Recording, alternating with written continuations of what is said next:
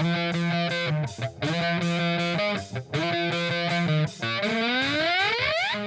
following podcast is scheduled for one fall with no time limit. Super hot fire! The greatest spectacle in podcast entertainment, Mr. Nestlemania. That was literally verbal diarrhea. I'm setting the bar awfully low. Titus O'Neil keeps running directly into that bar. Get him off my TV, get him off my TV. You make me very angry. The man who has a better IQ than you, the awe-inspiring JC. You should go work for WWE because you'd be so up far up Vince's butt. No. Oh, you are such a sucker. You You defend everything, all the bad moves they make. This is the Jobber Knocker Podcast. Ladies and gentlemen, welcome to another edition of the Jobber Knocker Podcast. As always, it's Nestlemania, and alongside for the ride is not JC, as he is battling an epidemic known as the flu, and he's obviously ducking me. But we have a very suitable replacement for him, a human being that I enjoy talking to, a three-time dad, a long-time contributor to the Jobber Knocker. Ladies and gentlemen, I give it up to you, Mr. DQ of the JK, Danny Quinn. Thank you for being here, Danny. Hey, thanks for having me. That's why I guess you couldn't find anyone else, but I'll take it as a win. You were on the list. That's all that really matters. You were on the list. So let's just make the list. Yeah. So let's get right into it. Elimination Chamber happened. I'm curious your thoughts. I mean, we could start right out of the gate with the women's if you'd like. Well, I got my one focal point for the women's is Mandy Rose was the Iron Woman of the match. Went the distance. Looked pretty good actually. The match as a whole was really good. I thought there was a few botches here and there, but with the chaos of the tag team Elimination Chamber, you kind of have to expect it, right?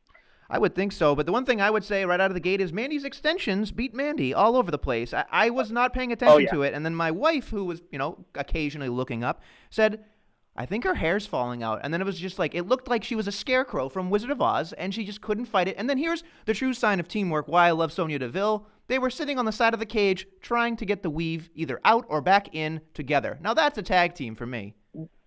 Well, I have no hair, so I'm not exactly a hair specialist, so I didn't really notice it, but that's neither here nor there. Or hair.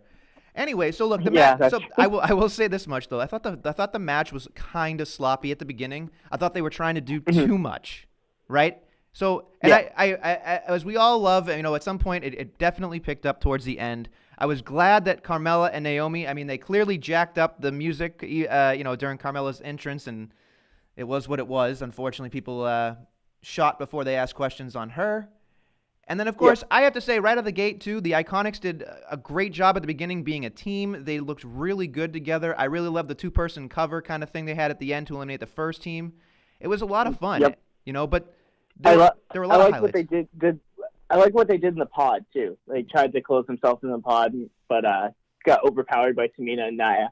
Yeah, it's pretty cool. It looked like Tamina was like running for the bus. I really appreciated the train wreck that was. But the one thing that I thought was kind of odd, and it was like, again, it's probably not on the women, it's on the producer, but the fact that all these women would have two people covering one person, and that person would kick out. I think that right there is a little ridiculous, because even if you were getting into a fight with somebody, there would be, what do you think? If two people are on top of you, you're probably not kicking out, right? Right, yeah. So, that's how I look at that. But anyway, I was kind of upset because, Tamina and Nia lost, but that's just me. But were you waiting for them to pull the plug on the Bayley/Sasha promo at the end, because it just kept going and going and going and going and going? I was, but it just sounded weird because Bayley kept looking at Sasha, going, "Do you want to say anything? Do you want to say anything?" Yeah. So it was almost like they had something scripted, and then it was just like, oh crap, we have no idea what's going on. Exactly. And then it was just like, and we've been told by Josh many times about Bayley and Sasha, specifically Sasha, she's a very emotional person. And so it's funny to me that, she cried, and it was like, you guys have legit no idea how hard this was. And I'm sure it was hard. I really do believe that it was hard.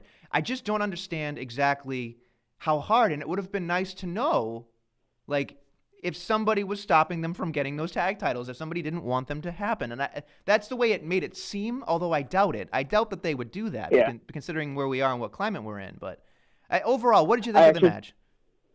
I think, like you said, it was sloppy at times, but I think overall, amid all the chaos, it was solid. Like it was entertaining. It had its comedy spots. It had its strong spots too. So I think it was a pretty good piece of everything. Okay. So I actually saw something. Okay. I saw something cool on Twitter. They pointed out that the first Raw Women's Champion was Charlotte. The first SmackDown Women's Champion was Becky, and now the first tag team is Bayley and Sasha. So it's the four horsewomen being the inaugural champions for everything. Yeah, that was one thing that didn't cross my mind one iota. It is kind of funny to me that it is that way, but I guess it seems like a layup, right? Right. Yeah. Okay. So I mean, whatever. Anyway, before I get into any more about this, I wanted to give our props to our boy Brandon Cox, who won out of nowhere the Elimination Chamber prediction. So big up to Brandon, who obviously, by the way, does a great job on our website covering WWE NXT UK. Which, Danny, you're a huge part of the website, so I don't know if you want to give a shout out to the website or anything like that. I'd love to. The guys on the website are doing good. We have the NXT from my big bro TJ, who claims he is the Zack Ryder to my Kurt Hawkins. And then Brandon's doing a great job with NXT UK. He's the international man of mystery. None of us actually have seen him or know him personally, but he's doing a great job for us. Yeah. Not to mention Joe's had a few good things recently.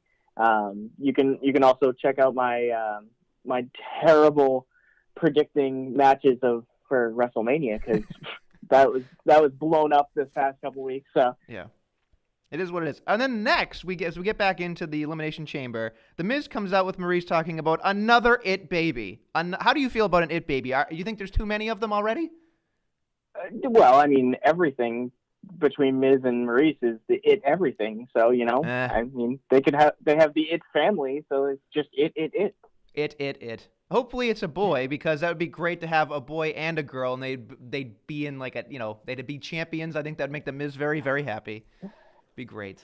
It's funny because I was actually a little disappointed by how that match shook out.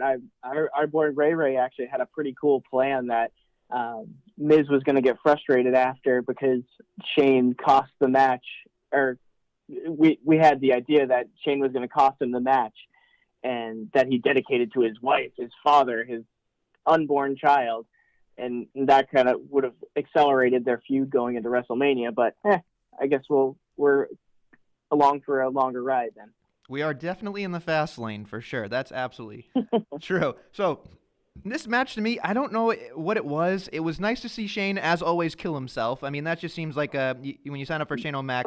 And another tidbit that somebody, I don't know who said on Twitter, or if it was somebody, maybe it was my wife watching, but it was interesting. The Miz had the T-shirt that said Mac and Miz, but Shane had a T-shirt that just said Shane O'Mac. So I don't know if they're like doing this to flaunt something or make you think something, or it's a red herring or whatever, but it was a nice little tidbit to the gear. Little foreshadowing. Yeah, so I'm curious what you thought of the matchup, because for me, it was nice to see the Usos win. I was kind of confused considering, Jimmy got bagged by the cops, but... Well, I mean, I believe when Jay got arrested, they won the title shortly thereafter, too. So, I mean, I guess that doesn't really matter anymore. It's bizarre to me. Maybe it is street cred. I'd have no idea. I really don't know. The match was good. It wasn't anything special. I mean, Shane went for the double coast to coast, which was a little overkill. I wish he would use that every single match and make it a little more special, but is what it is. He did the flying walnut credenza to the outside, which was nice, because that's not even an elbow drop at this point. I mean, it literally just feels like he's just flying in landing. I mean, that's all it is. On a giant mat, on the table, but it's still pretty death-defying. But like you said, it does take away the specialness of Shane McMahon, I think. And unless he's going to climb a scaffolding and jump off a really high thing, when I watch it, I go, I mean, I'm really hoping that The Miz becomes something special, because, I mean, like I said in my hope a couple weeks ago, I thought The Miz would eventually, have Shane get hurt by the Bludgeon Brothers, and then, of course, he'd have to avenge his partner's loss at WrestleMania. I thought that'd be cool, but now we're looking at it, I have no idea, except that it seems like it's going to happen at Mania. Yeah, I mean, your plan's out the window, because Harper's missing and Rowan's with Daniel Bryan. So.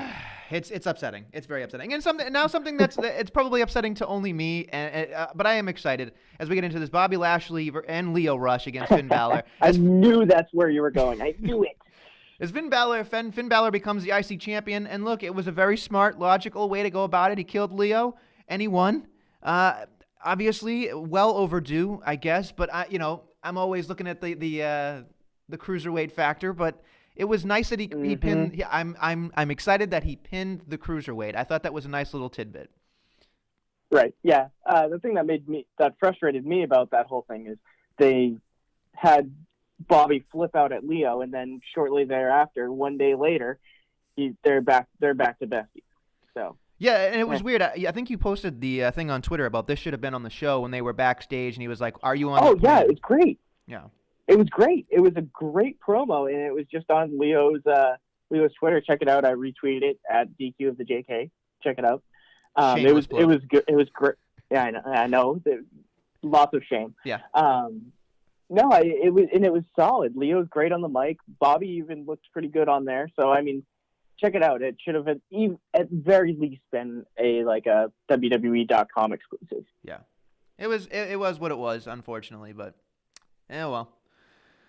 What a difference 24 hours can make for a friendship, Oh, yeah. Powerbomb them and then... Yeah, it's just like, hey, I took a powerbomb, but I still love you, baby. It's just, whatever. It is what it is. I don't really care. But it's fine. Listen, we shouldn't poo-poo the fact that I was wrong and that Finn Balor, is going to be a big deal, and that's fine. I'll take the crow on that. That's what it is. He's a cruiserweight, but that's okay. It's all right. It's funny. Lance Storm tweeted...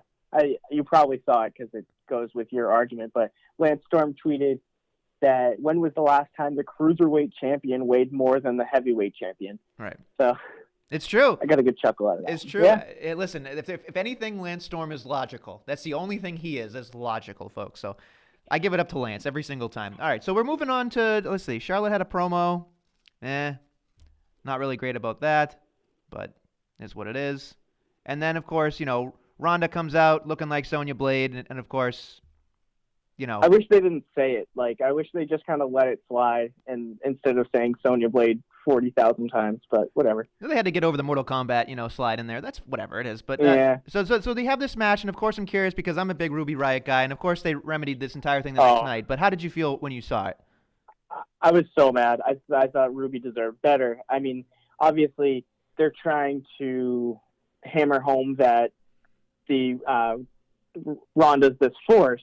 It also kind of brought up that Ruby needs the Riot Squad, which is whatever. I don't think she does. I think she's one of the most talented women in the division right now, and they kind of shat on her, Oh, absolutely, they shat on her. But I mean, again, I understood what they were doing. They were trying to rush the next part in, which was Becky Lynch and Charlotte, and of course getting smashed as well. But it was funny that Becky beat both of them up. I mean, I kind of saw it coming, but I was kind of more interested in her just beating the holy hell out of Charlotte, which was nice. And then, of course, they go and they turn around and she beats, Ronda up with the crotch and actually cracks her open on the skull. And it was that Austin 316 feel. It was a little odd, but Shout out to the terrible security guards that let her crutch by very slowly. Yeah, not nobody. And here's when logic goes out the window, right? Logic goes out the window with Becky sometimes, where it's like she's suspended, we're gonna have her back. She's suspended again, she's not welcome back, but she's gonna come back this time at a snail's pace on crutches from the other side of the arena. Come in, and then of course, not only does she wail like 17 to maybe 100 times on each person, then security comes in, and then she hobbles off and goes away. It's just like I get what they're doing, but it's just. How many times have they really threatened that they are going to do something about it and never do something about it, right?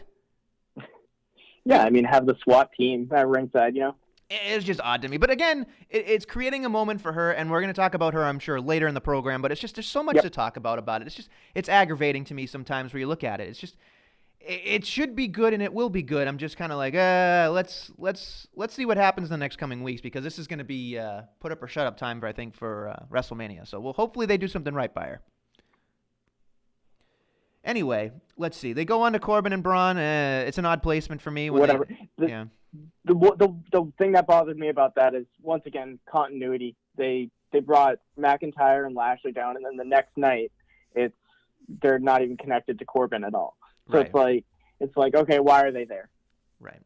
And it felt like, as we joke about everywhere, we say it's a rerun, but it really was a rerun in terms of it felt like it was like, 3-4 months ago where they were all attacking Braun before his elbow injury. So, I mean, it was literally almost like we had paused it, got him back, got some flow, went back to where we were. And it's just, it seems to me, Danny, when you watch this, you go, what the hell am I watching? Like, this is, I mean, the table spot, don't get me wrong, was awesome. I appreciated it. It was the safest table spot I've ever seen in my life. But it looked like he went through a thing of butter. It was just like, it was smooth. But, like, what do you do in that situation? Like, I feel like all three of these people, actually all four, I feel like 3-on-1, we're headed to a 6-man tag at Mania, right? I mean, who would be with Braun? I'm thinking you're looking at Bray Wyatt and Luke Harper, personally. Okay, that could be one. I would think maybe Aleister Black would be another. Maybe Tommaso Ciampa, DOI. Who knows, right? Like, we have no idea what's going to happen with these guys, but do we even care is really the question. Who cares? Yeah, but I mean, really, like, think about it. Do you care about Mac? I don't, right? I mean, I've never really cared about Mac, but that's fine. I mean, everybody else gets hot and bothered by him. And then, of course, you go, Baron Corbin was doing okay. Well, you know what? This kind of goes to Raw a little bit, but I'm starting to think, when do we start having the is Baron Corbin being misused conversation? Right. Because I think he is as sound as you can be in the ring. When he became the GM or whatever, he's much better on the mic than he was before. So now they just don't have anything for him. I think that he has the potential to be a big-time player, and they're just kind of putting him in a crap sandwich. Yeah, I mean, considering the bread, I mean, right? I mean, honestly, it's just there's so much potential, I think, in all of them, really. But I mean, as you broke it down, it makes no sense. It makes absolutely no sense. So there was ebbs and flows to this. There was a good part of the pay-per-view, bad part of the pay-per-view, even worse part of the pay-per-view, and of course some good stuff. Of course, I'm just joking, but. So then we get to the part that I actually really enjoyed. Let's get to the main event, the WWE Championship Chamber. Yeah. I asked your brother. He made a joke. I think he was wrong, actually. He tweeted out afterwards to me. But I can't remember the last time the WWE Championship was in the main event. Let alone forever. Yeah, it's been forever, and it feels like forever. It feels like they dust that chestnut off, right? Yep. So then we get to it, and of course, this to me was perfect because I enjoyed a lot of it. They had the title graphic for the sustainable title, which I really thought was awesome. I thought that was a nice little thing.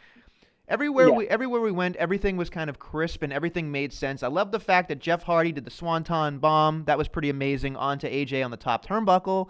I love that Kofi did the trust fall. It was certainly unique. Yeah, it was like if Jeff Hardy knew I've never seen the Swanton that way. Yeah, and it was just like they realized they're like, well, if I'm not winning, I might as well be the kaboom of the week, right? So you look at it, and I even enjoyed watching Orton grab AJ out of the air and putting an RKO. Like, those guys are definitely going to face each other at Mania. There's no doubt about it, right? Yeah. Oh yeah. Yeah. That's a slam dunk at this point. And you know what? I think that's a sleeper. I really do. I think that's a sleeper. They're both going to be pissed off. They're both veterans, right? Like, they're going to look at that going, we're going to show these old, these little guys how to do it. And they're going to be on a big stage and they're going to do something phenomenal. It's going to be like a 450 RKO or something. It's going to be ridiculous.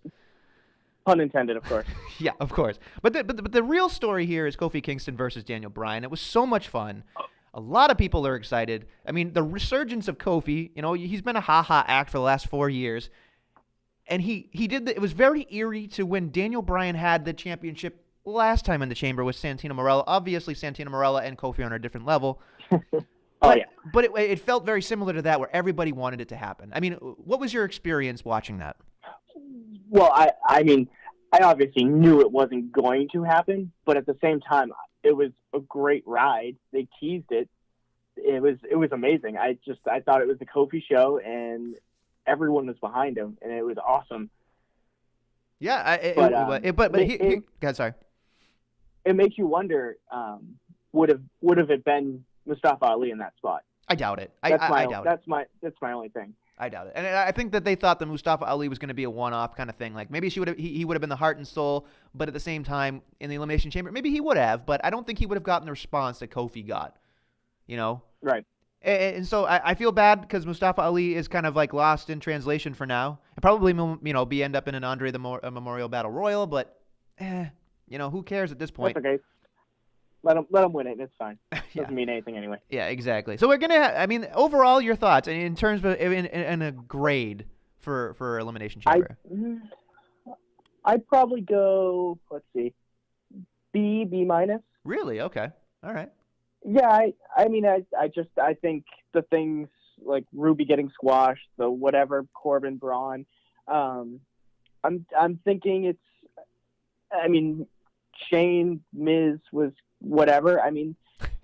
Murphy Tozawa, we didn't talk about that. That match was awesome. The cruiserweights always deliver. Yeah, to be funny, I honestly did not get a chance to watch that match. I was concerned because I forgot that it started at 7.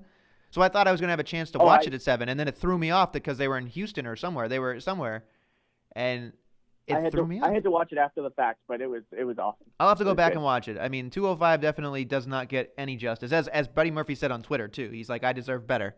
So, I don't know. We'll see what happens. What would you give it for a grade? For a grade, I'd say it was a solid B-. I thought that like you said, there was a lot of good stuff. Overall, I was pleasantly surprised by it, although, there are certain aspects that make me want to pull my hair out. But right. It is what it is, unfortunately. But you get over it. All right, so now we're into the regular part of the show. Let's get into the shine. What did you enjoy this week, Daniel? Well, I got to start off with always in the shine, Mandy Rose beating Asuka. Oh, JC would be proud. JC would be so happy. I'm so angry at you right now. And by the way, this is the first warning, Daniel. I have the mute button. If I don't want to listen to your bullshit, I can mute you. You're on the fucking phone, man.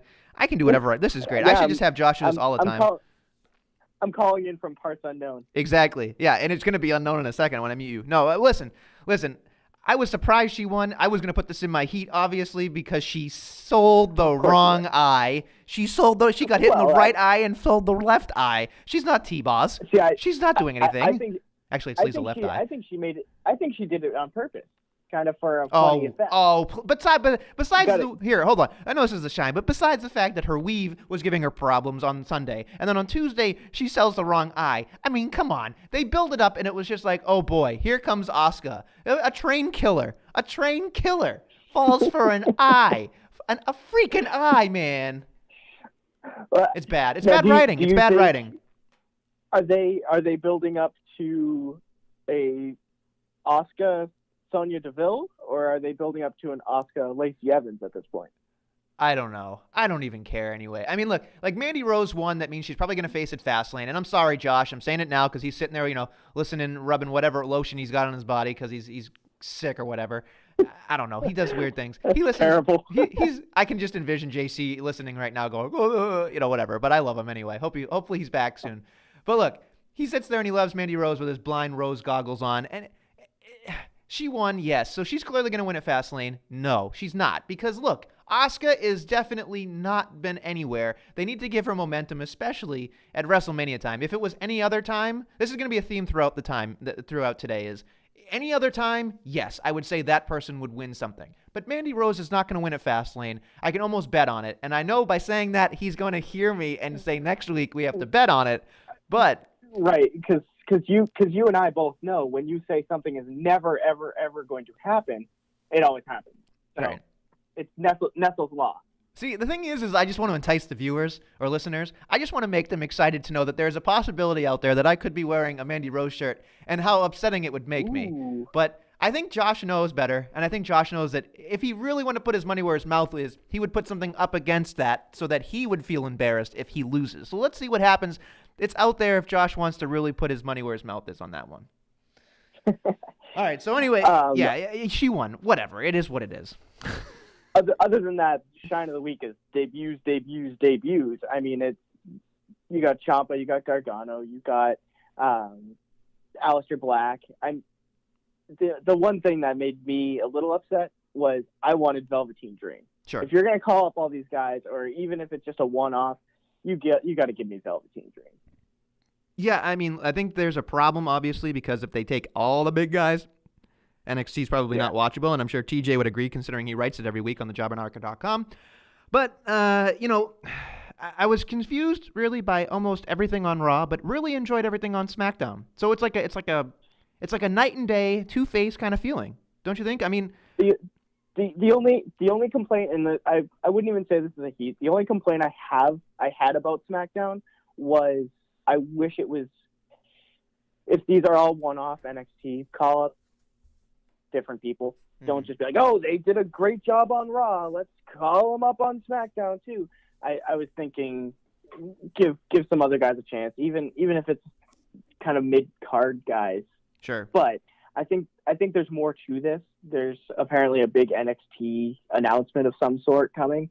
So I think they're just trying to showcase their top talent, so that I think it's probably a TV deal, so that people are like, ooh, I got to watch that. Yeah, I have a giant fear that I hope I'm wrong, just based on everybody's inclusion on this entire thing. But for me, I look at it and go, oh boy, if they bring these guys up, are they keeping them up or are they not? Because there's a double-edged sword to both sides, right? Like if they keep them up, then they're depleting NXT, and I'm sure they can replenish faster. But I mean, they're all stars. And then if you don't, it's like you brought them up just for some notoriety, and it's just like, well, then why are we bringing them up? Like I'm sure once we get the information, it'll make more sense.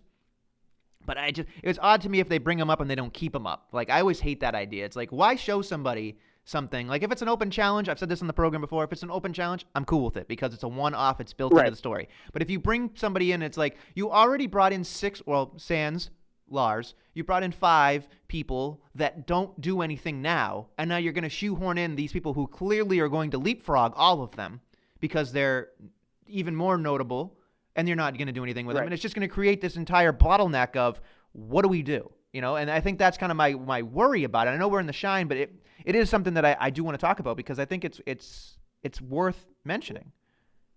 Well, I mean, it's like I said before, it's not a heat. It's more of just an observation. Sure. So I enjoyed a lot of it. I thought SmackDown did a hell of a lot better job of making these people make sense, and also they just gave them the time and effort. And I don't think Raw really did. It felt like, here's Ricochet. He didn't even get to really do his music. He just ran out and helped Finn. But on SmackDown, it was weird. He got the full. Yeah, he got the full treatment. And by the way, possible comeback spoiler. I don't know. Sanity out of nowhere with Eric Young. I mean, it's in the running, but I doubt he's going to make the comeback. But it's fun. It was a nice little thing. I mean, DIY made more sense against the Bar because there was a promo backstage where they did something, right? And then, of course, Aleister Black versus Andrade was amazing. I thought that was the best match of the week by far. You know? I have to ask you, because your big criticism of Raw was you had Ciampa and Gargano and it versus the Revival, but it wasn't their best match. Yes. I would say that Aleister Black and Andrade match wasn't their best. Okay. I mean, are you going to like it kind of for me it's on the same plane. It's like, okay, I love seeing these matches. I love seeing these guys come up.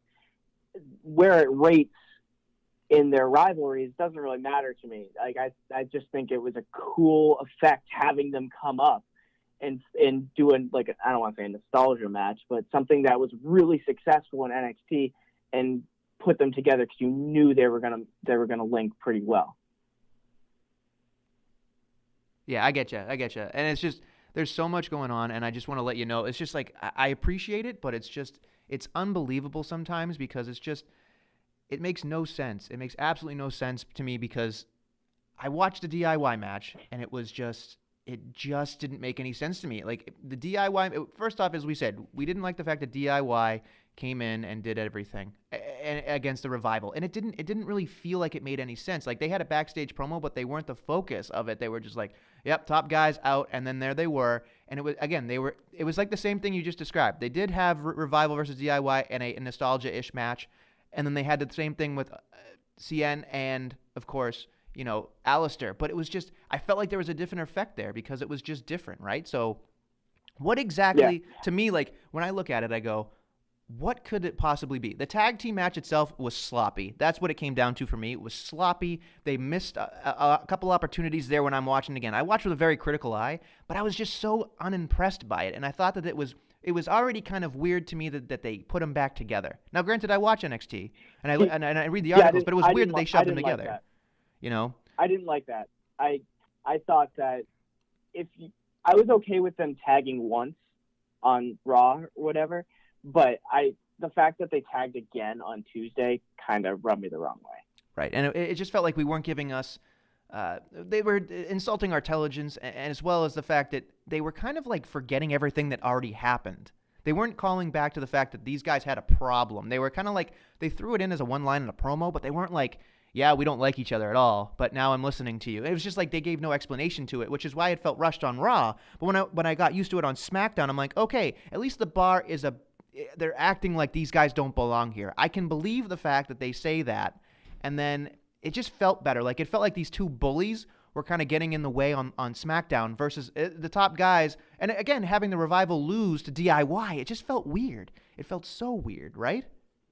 Because the Revival just won. I mean, especially with them just winning the titles. But, I mean, what are they going to do? Have DIY come up and lose? I mean, right, but you could have had anybody else. I mean, how many other tag teams are there on Raw that aren't doing anything? I'm sure of it. I mean, put a hodgepodge. Not in a current picture. Yeah, you could. I guess you could have put them against Hawkins and Ryder, but then what does that do for Ciampa and Gargano? Like, for me, you had to put them against a credible tag team, and you're putting them against your very best, and that's what you want. Sure, and look, on the other side of that flip coin, let's go to Andrade and Aleister Black. That, to me, was more crisp. It felt like a real good match. It felt like it flowed well for me. I watched it. Everything made sense. It was fun, and I enjoyed it. And again, clearly I'm biased because I love Aleister Black and everything Aleister Black does. So clearly I'm going to give that, I'm going to have, like he has, JC does with the JC stuff with, of course, Mandy Rose. I will have Aleister Black goggles, so I will say I'm probably overselling it, and I'm probably too much gaga all over it. But I really enjoyed it. Excuse me, you are already wearing your Mojo Rawley goggles. You cannot put on my Mojo goggles? Hey, you know what? You gotta pick. Okay, I'll pick Aleister Black. That's fine. I'm gonna lose that bet anyway with Mojo. It's fine. But look, there were. I thought that Raw didn't do as good as a job, even though they had more time, and I thought that SmackDown really accentuated and maximized their minutes in general. So when I watched it, I went, "This makes way more sense. This makes way more sense to me," and it was digestible, right? It just felt digestible to me. So that's how I feel about it. All right, that's fine. I'll allow it. I'll allow it. Something else that we really shouldn't bury any longer is that Kofi Kingston won a snoozer. No, I'm kidding. He won the number one contendership. That's a big, big deal at Fastlane. Basically, hashtag Kofi Mania is running wild. But again, it was a six-man tag, so we'll throw that because it's in the heat. But Kofi wins. How do you feel about this? Are you excited? Are you nervous? I love it. I mean, they're just riding the wave right now. I mean, it's pretty much guaranteed that Kofi's not going to win, right? I mean, I would probably put money on it. Again, I've already bet one thing with Mandy Rose. I don't know if I feel comfortable betting twice. I'm a very, very, very, very, very, very scared bettor. I don't like to bet high, but I'm usually. Go ahead. Sorry. I mean, if you look at it, I mean, it's gonna be a good match. I mean, Daniel Bryan and Kofi are a great match. Yeah. Then now that it's not an Elimination Chamber, you have the New Day at ringside, Rowan at ringside. Once again, I mean, do you get Harper involved and kind of make it even, or is he going to be part of the Braun Strowman thing? But I think something's going to happen that's kind of even the odds a little bit in Daniel Bryan's favor. But I mean, I think it's going to be a solid match. Yeah, I think that it'll be fun. I think that they're really, like you said, he made a joke backstage. I'm with my friend Momentum. Like, I enjoyed that. The one thing that drove me kind of up a wall, and again, I'm sure I'll talk about more about it in the heat, was the fact that they kept milking the thing at the end with Kofi at Elimination Chamber, and I was like, there's got to be something. There's got to be something. But they didn't do it, which, again, I'll be cheering for that forever. And yes, I know JC's like yelling at me right now going, it's never going to happen. It's never going to happen. But well, he's right. He's right. It's never going to happen. When they do eventually break up, no one's turning. It's gonna be a peaceful go our separate ways breakup. It's not going to happen. It should have happened. It would have been a perfect moment. Nobody would have saw it coming. But anyway, look, yes, they're going to ride the momentum. And anybody that thinks that Kofi Kingston is going to win the WWE Championship and enter WrestleMania with it is an idiot. Absolute idiot. Because there's no way in hell that this is going to happen. And I'm telling you, if it was any other time, I would say yes, they're going to pull the trigger. I mean, they pulled the trigger on Jinder Mahal, right? So why wouldn't they pull it on Kofi? And they probably will, just not now. Not now. Which they should, though. They absolutely should. You got to remember, Jinder is our champion. And he still remains our champion. He's the Beastmaster, baby. Beastmaster. But yeah, I mean, there were a lot of good positives with it. But again, it was part of that stinky 6-man tag that we'll talk about in the heat. But that's fine. I think something I want to talk about is the redeeming of Ruby on Raw. Yes, absolutely. It was a rerun.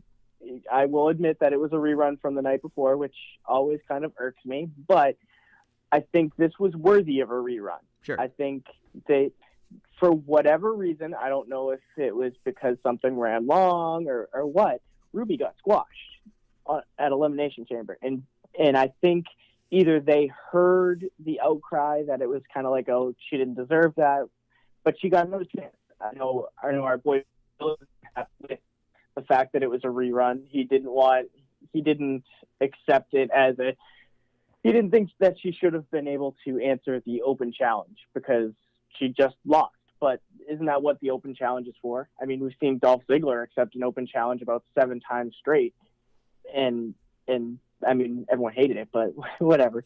I think it also highlighted the fact, like I said before, that with the Riot Squad at her side, Ruby can be a force. So yeah, absolutely. I was fine with it. I thought it was good to redeem her. I thought it was the second best match of the week. I thought that Ronda actually got some really good transitional stuff in. I thought she made everything look flawless and seamless, and it was a lot of fun.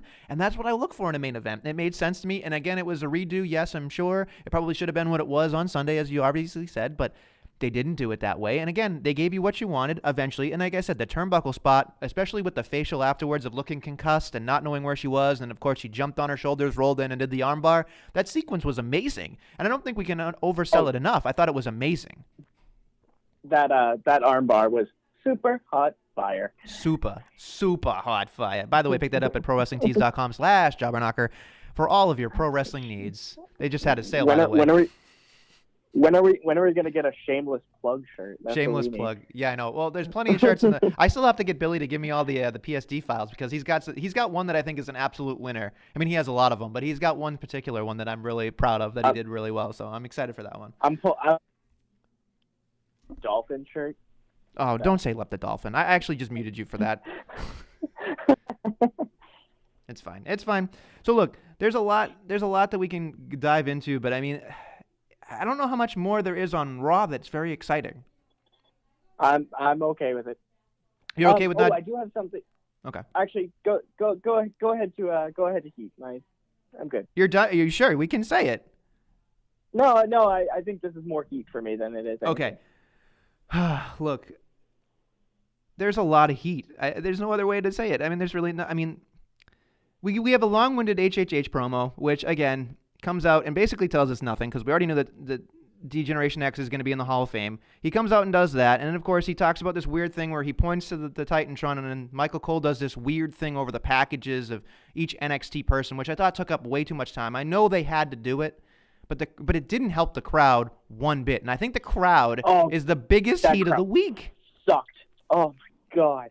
They were terrible. I don't know where they were. Were they in Iowa? Were they in Poughkeepsie? Who knows? I don't care where they were. They sucked. They should never go back there. It was very upsetting. It felt like people were sitting on their hands the whole time for something that they shouldn't have been, and it killed the momentum. And I know people are like, oh, Raw was really good. Well, guess what? Unfortunately for me, I looked at the crowd, and if the crowd tells me nothing, it's bad. Unfortunately. Yeah, I mean, if you look, Finn Balor's entrance is one of the most over things in the company right now.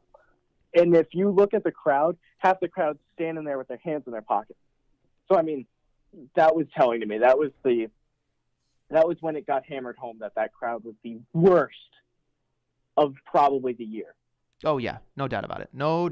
I could not but I just could not deal with it. And I think that's the whole night. Like, I think that Raw, like, we give Raw a bad time, but, like, literally, you look at this stuff and you go, some of it was actually okay, but based on this, I don't think it's really shine-worthy. That's why we're talking about it in the heat. Like, I'm looking at Raw. Most of it's going to be in the heat. I think they could have done the debuts very differently. I think it would have been really cool if Triple H, I mean, I don't care if he did his DX spiel, whatever, but I think he should have said, there is change coming. And if you're not ready for it, it's going to catch up to you or whatever, or something along those lines. And then have Ricochet come out as a surprise. Have DIY come out as a surprise. Have Aleister Black come out as a surprise. SmackDown did it well, I think, because they had them do their entrance and then they showed the kind of recap video, kind of introducing them a little more.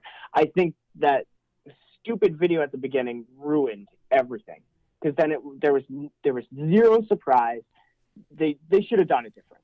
Yeah. Oh, there's no doubting it. And the other thing too is just like you look at that whole thing and it's just like this is the harsh fact that we all have to come to realize is like we're all hardcore wrestling fans. We all are. But there's so much that people don't digest in terms of what's on the network. And it showed real quickly that in, parts unknown, East Guam, wherever they were on Raw, nobody gave a crap about any of those guys. Not one. There was no, pop. There was no excitement. There was nothing. It was odd.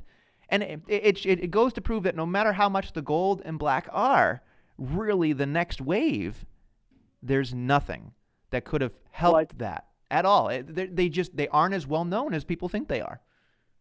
For me, nothing describes a good crowd like when Adam Cole made his debut in NXT. And the fact that everyone in that freaking crowd went, "I love Cole, baby!" along with him. They knew exactly who he was. Like that crowd that they were in on Monday, they're a bunch of brickheads. They were just looking at the WWE product, and that was it. Yeah. And they weren't even enthusiastic about that. Yeah, I mean, I'm not really enthusiastic about the rest of this stuff. I mean, if you want to go through it, we can dive in. But Braun had a tables match, I guess. I don't know if you want to talk about that. Yeah, I mean, once again, I go back to continuity. If Braun and Corbin have a tables match, which is no DQ, where is Lashley? Where is McIntyre helping tonight? Right. It's continuity. Yeah, it was weird that he won too. It was like, okay, Braun wins. So what happened yesterday? Are we going to ignore that? Are we not going to talk about that? Right. It made no sense. And again, rerun. It was a rerun. It was very odd that they started off the show with a rerun. And I got a good chuckle when they're like, "We got a great main event on SmackDown this week. It's a 6-man tag team match," and I was like, "Oh, I can't wait to talk to Nestle on Wednesday. Oh, I can't wait to talk to him." I was so mad. I knew I could feel you rolling your eyes from halfway across the state. It was fantastic. I hate. I cannot. There are certain things in my life that I don't mind, but I'm telling you right now, man. I'm telling you that 6-man tags are on the top of my list. On the top of my list. What do you hate more, Mick Foley or 6-man tag team matches? 6-man tags. What do you want more off? 6-man tags. Wow. Get him off my TV. Get him off my TV. Get him off my TV. I would prefer to watch Mick Foley, the best of Mick Foley, in hell on a loop than watch a 6-man tag.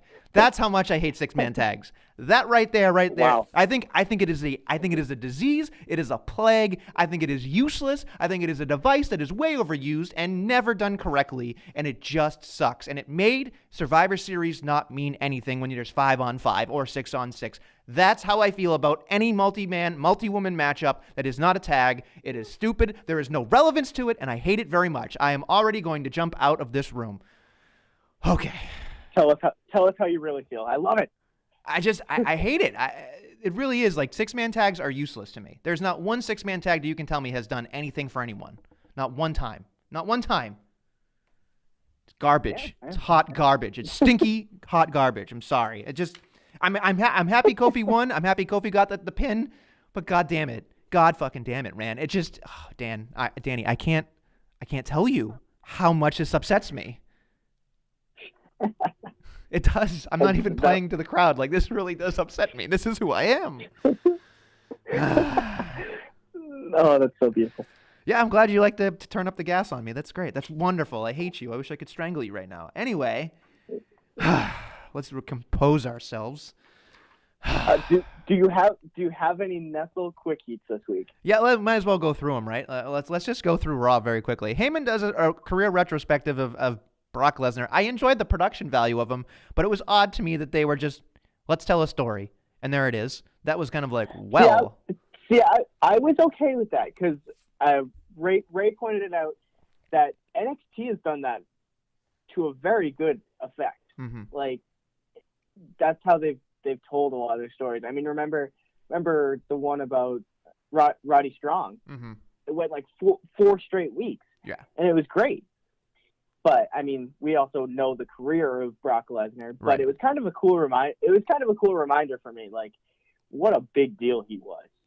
I was a little disappointed that they left out that he left to go. They said he left UFC, to go fight another. Yeah, but they completely skipped his failed attempts at the NFL. But whatever. Winners can write the history, man. Winners can write the history. That's fine. True.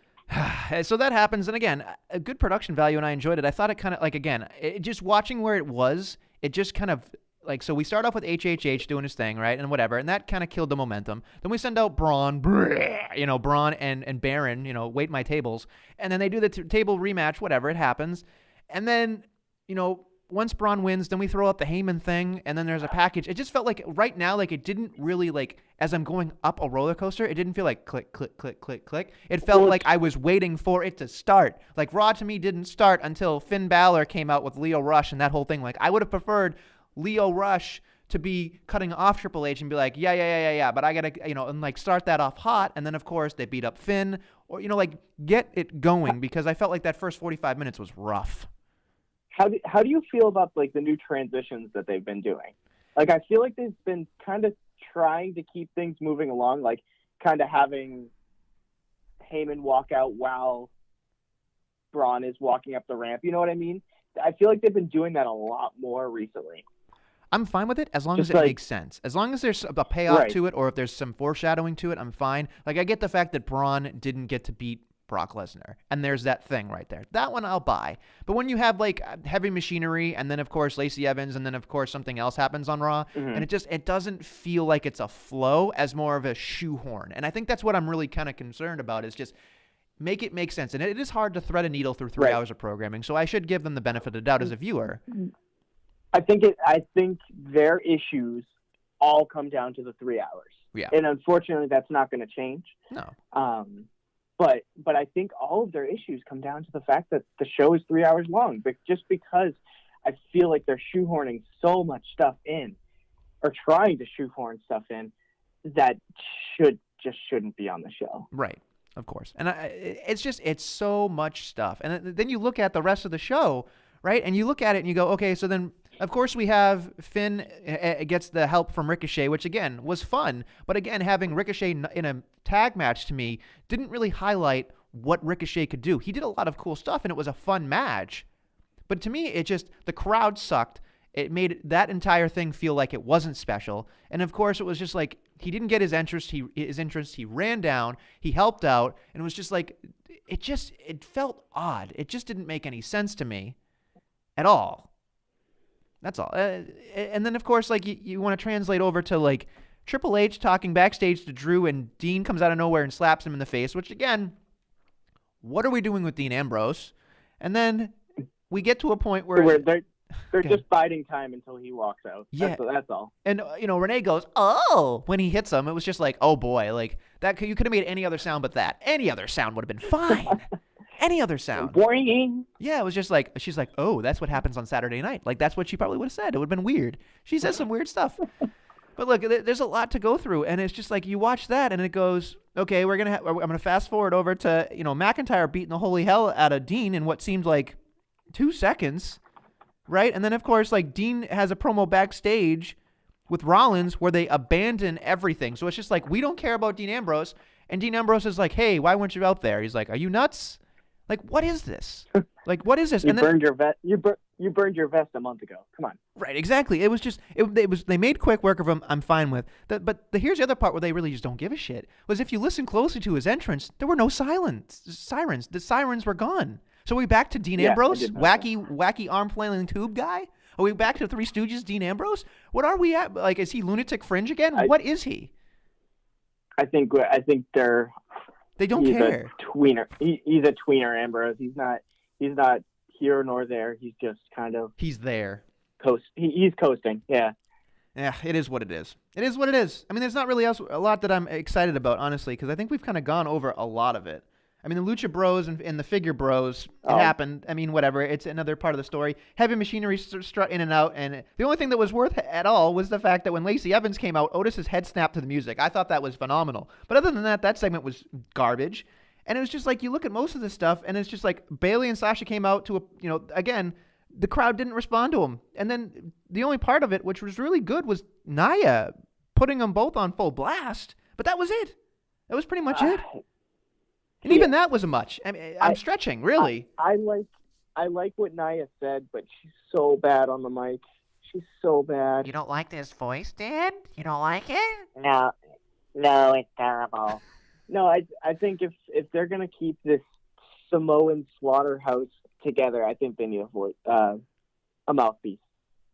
Which, I mean, I've been clamoring for Paige to be a manager since they took the GM role away from her. So hey, maybe. What a great hope that is. That's a bonus hope from DQ. What a great hope. That's a bonus. Well, you know what I've been saying is, you know what, I'm gonna wait. I'm gonna wait. That will be my hope. What a tease. What a tease. So I think that's pretty much everything that happened on Raw that I think is worth talking about, because everything else we already kind of talked over. But again, like here's the other thing too, is like, and I think this will go into my big heat, because I don't think there's anything else that we haven't really covered on the show. But it's just, so Shane McMahon starts SmackDown. We have, Miz come out and say, I used you, I'm sorry, but we need a rematch. And then, of course, the Usos come out and go, whoa, whoa, whoa, whoa, man. And then they do this whole thing about you can't do a rematch, but you're a McMahon. And it's this other thing, too, where it's like rematches just randomly happen between, you think about it, it's like, okay, fine, we'll get a rematch. It's just like they went out of their way to tell us we're not doing a rematch, right? And then they give them a rematch. And then the same thing happens with Ruby and Ronda. It's like they've gone out of their way to tell us that we're not getting automatic rematches, but they're finding odd ways for it to happen. Like if people are like, I still want a piece of you, you're going to have a rematch. It just seems like they're still using that device even though they promised us they weren't. And it's just, I have no idea where we're going with the storyline now at all. And it's not a good thing for me as a fan. I'm just like, I think we got to cut our losses here. I agree. I have nothing that I can add to that. It was just It is what it is. It is what it is, unfortunately. And I think there's just that one part where you're like yes, if they win it again in Cleveland where the Miz is, that's great. But who really cares, right? Who really friggin' cares? So.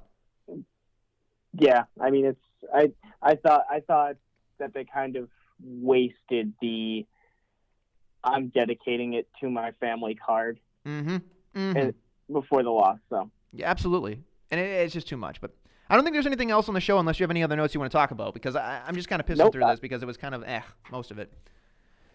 All right, so do you have your hope prepared, boy? I do. Actually, I just came up with it a few minutes ago when we were talking about that other thing.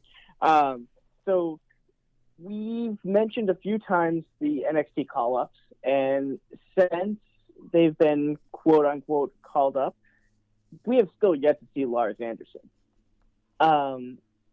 My hope is that he gets all his anxiety issues together. The Dirtiest Sheets have said that he's been having some anxiety issues, and that's the Filthy Sheets, yeah. And I personally think if you put a mouthpiece with him, that kind of takes some of the pressure off him. Well, once again, Paige is looking for something to do. Imagine putting Paige with Lars Anderson. Lars Sullivan, I think you mean, Lars Anderson, former Red Sox great. Lars Sullivan. So Lars Sullivan. Did I say Anderson like a million times? It's okay. It's all right. So put Paige with Lars. I just think it would be a match made in hell, I guess. And having this monster led by this beautiful young girl, and it would be such irony, but it'd be so great. And she's awesome on the mic. It would be perfect. Yeah, I don't hate that at all. That's a good hope. I'm not gonna be like watching JC do his hopes and be like ugh, because I'm sure he's sitting there going, I can't wait to crap on Nestlemania's hope this week. That's what he does. He sits there and laughs his ass off at me. I can't promise that I'm going to do the same. That's fine. So my hope this week, as you crap on it already, as you pull your pants down to crap on it, my hope is that Kofi Kingston does not win at Fastlane, and that Kofi Kingston does not win at WrestleMania because he's not going to be anywhere close to it, is that Kofi Kingston has the long road to the WWE Championship. I think he will get it at some point, so calm your tits, people. It's fine. He's going to have to win. This is my hope. I think finally, after years of ladder matches, Kofi Kingston gets to win Money in the Bank and gets to really ride the wave of momentum for a little bit. A little bit. And I think that having him cash in and win on somebody that will be an ultimate heel at that point. I think Daniel Bryan's doing a great job, but I think not this, the babyface that beats Daniel Bryan's going to be a big deal. Maybe it is Kofi. Maybe Kofi is the cash-in. That'd be great. I'd be okay with that. But I think they need to give Kofi a little bit more time. I know they got to strike while the iron's hot. I get how people feel about that, doing it now. But having him win Money in the Bank, it's something he's never done. He's clearly been in every ladder match, it seems like. And I would really love to see him have that long road. I think the thing about the WWE is they don't pull the trigger right away. And I think that they're going to eye that because, again, any other time, they'd probably pull the trigger on Kofi winning the WWE Championship. But I think they're going to see some value in Kofi trying to get that next opportunity, like coming that close once again and not getting it, and then having, I have the opportunity of a lifetime. I'm going to pick my spot. And then he's going to realize that if he wins the golden ticket, he can give the best of circumstances to himself, and he's going to beat somebody to become WWE Champion. So that's my hope. I will not that. I agree. I think it would be a great way to get him to win the title, and you're kind of working around the underdog thing. But as we always say, the briefcase usually goes to a heel, just because it's kind of like that snivelly way to get to the title. Right. But I think an interesting thing to watch going into Money in the Bank is, how are they going to do it? Are they going to do a Raw briefcase and a SmackDown briefcase, or are they going to have Raw people and SmackDown people in one match? Because if I believe 2 years ago they had just the SmackDown match, and then last year they did both. Mm-hmm. So I think it's going to be interesting to see what they do. Well, I think now that they have the women on equal footing, I think it's going to be women and men every single time. And it's great. I think that's awesome. I think they should have it that way, honestly. I think they too much of one thing. Like, they can't have three, because then it's just like, really? Yeah. Does that mean the women need two? So it's just, it doesn't make any sense. And I think they know that going in. I think that makes more sense to have one apiece, and they'll do one real early and one real late to separate both of them as they normally do. But it's okay. It's all right. No big deal. So we're going into the comeback now, Daniel. Your comeback this week, is it easy to understand, or is it something that I wouldn't expect? Are you going to give it to Mojo? I'm not giving it to Mojo. In fact, I'm actually going to pull an audible on you. We gave our comeback before, and we talked about them before, so we wouldn't have the same thing. Sure. But I'm actually gonna waffle on what I said. I'm giving it to DIY. Ah. Yeah, I'm giving it to them. I think it's kind of a cool reunion. I'm always down for the reunions. Actually, I have a tweet in front of me that kind of gives a really cool look at that rivalry. Johnny Gargano's entrance theme is called Rebel Heart, and also Ciampa's entrance theme starts with the heart flatlining. So it's kind of another just huge. It's another part of this huge rivalry that's going to go on for months and months and months still. My brother TJ thinks that it's going to end with something similar to how Kurt Angle and Samoa Joe ended in TNA. Them having all the titles and then fighting for all the titles. So I'm going to give it to DIY. Wow. We've kind of waited for it. I wish they did it a little differently. I wish they didn't tag on both nights, but I'll give it to them. All right. Not bad. I will give my comeback to Aleister Black. Like I've said, I've been a big fan of Aleister Black. I thought he did a good job beating up Elias on Monday, and on Tuesday doing an even better job against Andrade, although should be called it CN. I enjoyed both of those matches, and I think his entrance is one of a kind. I think he's a generational talent. I think there's a lot to do there, and I think that especially with The Undertaker gone, I know it's big shoes to fill, but there's something about this man that has that very similar aura. era, or whatever you want to call it, era, or whatever, Aura. like Aura, Illinois, Aura.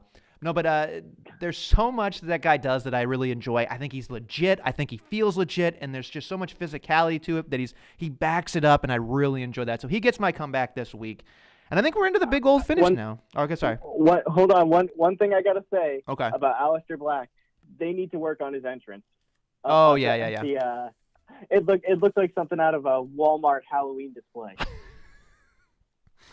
Well, they can't always get it right. And the NXT people get it every week, so who knows? They'll get to it. They'll figure it out. They get paid millions of dollars. They'll figure it out. Well, the production team kind of screwed up EC3's entrance, too. So, I mean... Ray never forgave him. They got to work. Yeah. No. So we're getting into the big old finish here. I think the only thing I have advertised for next week is that Nature Boy's birthday celebration is happening, and I expect Becky Lynch to crash that. I expect that. Oh, yeah. I'm trying... Don't forget about the huge announcement for NXT tonight. We don't know what it is, but it should be good. Hopefully, I assume that they're going to be on Fox Sports. I assume that's what they're going to be saying. I don't know how I feel about getting a network deal though, because then the network gets some say into what they're going to get, and that kind of might take away from the actual product we get. I think that, especially with the WWE Network model, I feel like NXT is the only thing that really gets people to go to it. So I'll be curious to see what happens if they aren't on the network, because what really drives people to the network? The pay-per-view? Are you really going to gamble on the pay-per-views being not that great most of the time? I mean, it just seems like a bad idea, but I don't know. We'll see what happens. NXT takeovers, that's about it. Yeah, that's true. But still, I feel like NXT every week, it makes people go to it. I mean, 205, maybe a little bit. NXT UK doing a decent job as we, listen to Brandon Cox every week talk about it or write about it. But there's just so much stuff that it just seems like they don't handle enough there. They're just banking on people wanting to go back to nostalgia on the network, but not necessarily worrying about weekly programming. Well, I mean, you never know. They could turn to I mean, they have NXT UK now. There's rumblings of like NXT Germany, things like that. Ugh. I mean, there's so much swirling around that an all-women show could potentially be in there in the cards too. I mean, 205 Live. I mean, maybe they have something up their sleeves, but I think that if they lose NXT, that's going to be a big hit to the network. Yeah, absolutely. So I think that's pretty much it, Danny. Unless you got something else to say, I'm going to try to socialize the pod.